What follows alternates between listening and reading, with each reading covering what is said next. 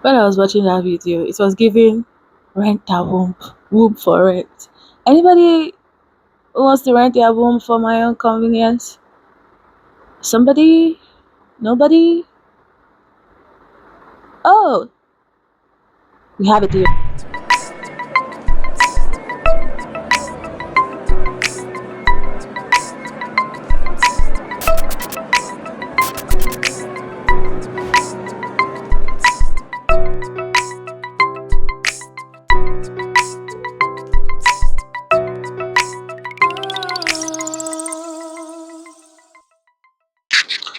So a few days ago, I heard about a controversial viewpoint shared by a Nigerian influencer or a blogger. I don't know how she styles herself, but she shared a point about surrogacy that I thought was interesting. Not particularly new, but interesting. And I had my thoughts, but then I wasn't going to do a reaction to it because I was busy with stuff. But then I watched the video and it just seems right to react because I felt like our viewpoint was deflecting from the major issues that comes with surrogacy and the likes. So let's watch the video together before I give my reaction. No woman should attempt surrogacy except she no longer has a womb or for some reason she's unable to have children. Lies! Quick backstory. The other day I did a post and said if you're over 30, you're single and you want to have children in future, please freeze your eggs and every other thing I said. Internet people came for me. They said, Ife, people are poor. There's poverty in the land. Not many people can afford it. Even after I had said this thing is expensive. Okay, listen, I'm about to trigger the internet people again. If you're a woman, you have no fertility complications, you can carry a child to term, and you decide by yourself that you don't want to do that and you want to use a surrogate instead, your decisions are valid. You don't owe anybody any medical report, apology, or an explanation. When people say that you don't owe anybody an explanation, my first question is, then why are you on the internet explaining? Like, if you don't owe people explanations, why are you broadcasting? I'm like, on a normal day when you don't hold people an explanation, you kind of keep your thoughts to yourself because you're like, "Yo, look, I don't really care what you think. I'm gonna do what I want to do." But then you come on social media and then you explain your viewpoint in such a way as to warrant reactions, and then you say you don't hold anybody an explanation. Let's make the story personal here. I have a womb. I don't have any fertility complications. I'm perfectly healthy, but I'm still going to use a surrogate. I know many people are genuinely curious. Anytime I say this, they will always ask, Ife, why don't you want to carry a baby? You can carry a baby. You're healthy. I'm not going to tell you. I just don't want to use it. I don't want to use my womb, okay? You don't owe anybody any explanation. People expect that people who use surrogate or want to use a surrogate must have a tragedy story. It's not true. I don't have a tragedy story. Not everyone does. Okay, if I get a line of thought, you say that a decision to not use a womb and use a surrogate does not have a tragedy story. Like, there's absolutely nothing wrong with her. She just doesn't want to use her womb. And I'm like, okay, how does this concern us now? I figured out what offends people is the autonomy that a woman dares say, I choose not to go through childbirth and pregnancy. The audacity. It shakes the table that society has taught women to kneel beside. That if you don't bleed for it, you don't deserve it. That if you don't go through the pain of childbirth, the joy of Normally speaking, like when a woman says, I don't want to have children, I don't want to use my womb, in our words, what people say is that, oh, why don't you want to have children? They try to understand like why you want to opt out of having children and things like that. And of course, you can have your personal reasons. Most times, people that have that thoughts end up not having children, and everybody deals with it. Even if some people in our life are like, I wish you had children, I think you are losing out on certain things by not having children. motherhood is invalid. If you've believed this all your life, put your hand on your head and say, I'm unlearning this. I'm unlearning this.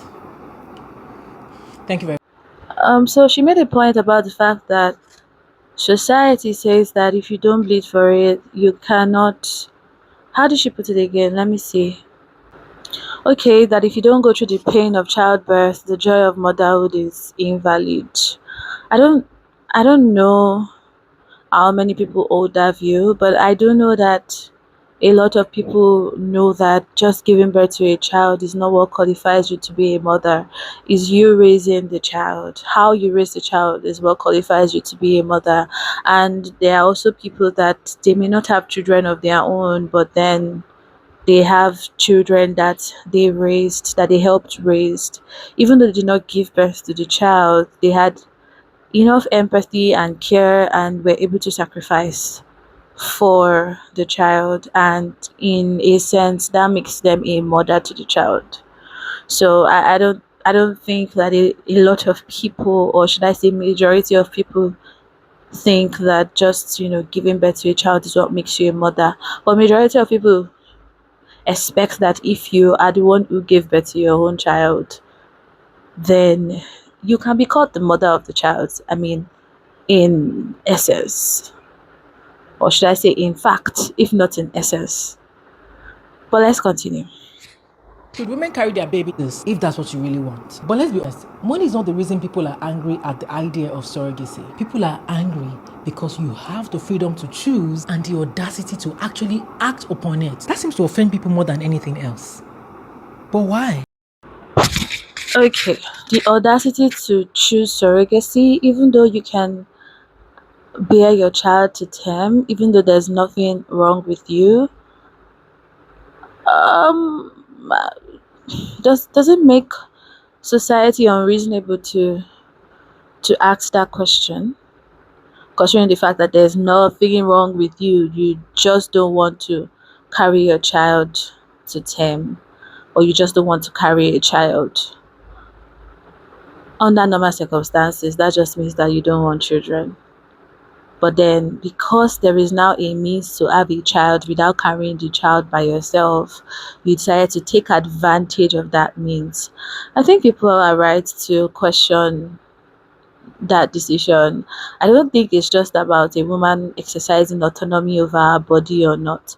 There are certain liberties and rights that we have as human beings that, in certain circumstances, when it's going to affect others, then we need to limit our rights so that the other people or the other person that will be affected by it is put into consideration.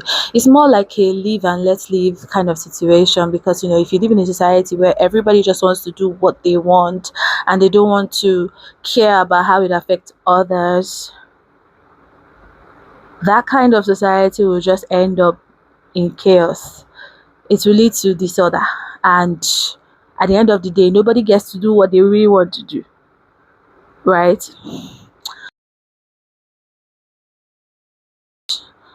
According to the law of contracts, it's as long as you agree to carry out certain things, which is not illegal. So that question is what she has answered. Based on autonomy, a woman should be able to say that she wants to use surrogacy. Every woman should be able to use surrogacy, is what she's saying. She's fighting for the right of women to do what they want in that instance. But in that conversation, the only person that I'm hearing their right being entrenched is the woman, right? Nobody. She didn't talk about the child. um I'm just wondering, how would a child feel if they hear that, oh, my mom decided to pay some other woman to carry me to term, even though she could do so just because it's more convenient to do so. And I think that it's a post that is meant to trigger people, a post that is meant to be controversial, and a result that she's actually like gunning for, because here I am talking about this on the internet too, responding to it and everything. But then it just pushes the most important question to the background, and that question is, should a woman opt for surrogacy when she can actually have our own children by ourselves? That's the question. That's an ethical question. It presumes that one is answering based on right or wrong. Your answer will depend on how you see the world. But I see the world as a Christian, and I will speak as a Christian. I believe that it is God's design that a woman should carry a child by herself. And since he is God, he has his reasons for doing so. um, I know that everything that God has done is good, and if you propose that a woman should be the one to bear the child, then He has good reasons for saying that. In a situation where a woman is not able to do that, that's where we begin to think about other alternatives for the joy of having a child, or IVF or surrogacy, of which I have my personal thoughts about that, whether it's right or wrong, but that's not what this video is all about. So, bearing that in mind, um, I would say no. If you're able to bear a child physically and there's nothing wrong with you, like there's nothing mentally stopping a woman from doing so, putting the psychological into consideration, because that's important too. It is not right for you to decide that you want to get someone else to bear your child for you, because now it brings up the question of selfishness, of self-centeredness. And then in an instance where you say that you want someone else to do it for you just because it's not convenient for you, it's reasonable for people to ask if you really want to have a child in the first place, like if childbearing is something that you really want. Because beyond just conceiving and carrying the child to term, you will still have to do other things afterwards to raise the child that would require you to be more sacrificial. Even at that, it's still not something that I would say that I will call right, that I will call, true or in accordance with God's plan. But each to his own. Everyone will stand before God. I agree. Pregnancy is not the easiest of things. Um, but I believe that God's design should not be tampered with. If you're able to have your own child, like, why wouldn't you want to do that? Women go through a lot when they're pregnant, and having an alternative can feel like a relief. But then, is that the right way to go about it? I know that everybody doesn't have like the best stories about being pregnant, and some people probably hate being pregnant, but majority will say that they were glad that they had a child, and their child is one of the gifts that they would always be thankful for. And of course, they also talk about how stressful it is to raise a child. So yeah, it's a difficult journey, one that one must be prepared for and willing to do. So if you are physically and emotionally able to conceive and bear your baby, carry your baby to term, like why wouldn't you want to do so? Why would you want to do so? Um, except if maybe you just have some selfish reason which you have justified as good enough for you to opt out of that experience. Or maybe it's because you really are not cut out for having a baby. I think that's something that we should think about, something that you should think about if you are of that view. Maybe you're not cut out for having a baby. Because conception and delivery is just the first part. The raising of the child, which require a whole lot of sacrifice. Are you going to outsource all of that too? Um, at the end of the day, people are going to do whatever it is that they want to do, but I think that we should actually think about our decisions, not just how it affects us, but how it affects others too. Watching that video, what was foremost on my mind was not the controversy I knew that it was going to generate. It was the fact that we have sunken so low in the society. Everybody is just about me, what they want, how they feel, how things affect them, and nobody is really thinking about the vulnerable. In this case, the children. For women who choose to have surrogacy, even though they are able to have their children by themselves, one thing is clear: they want to have children. but especially at their own convenience. What are your thoughts? I would like to know.